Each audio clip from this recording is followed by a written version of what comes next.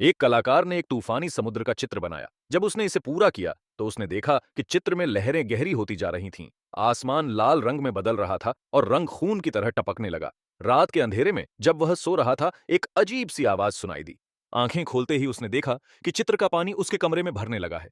घबराकर उसने देखा कि दीवारों पर भी पानी चढ़ने लगा। अचानक उसने एक छाया को पानी में तैरते हुए देखा। वो कोई मछली नहीं थी, बल्कि एक मानव सी आकृति थी, जिसकी आंखें चमक रही थीं। उसके दिल की धड़कन तेज हो गई। आकृति धीरे धीरे उसके करीब आने लगी।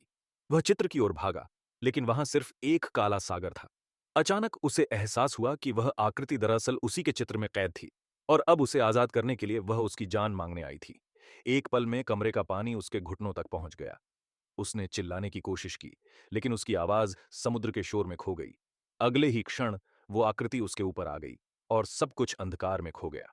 अगली सुबह पुलिस जब कमरे में पहुंची तो देखा कि वहां केवल एक खाली फ्रेम था और उसके चारों ओर समुद्री पानी के निशान थे।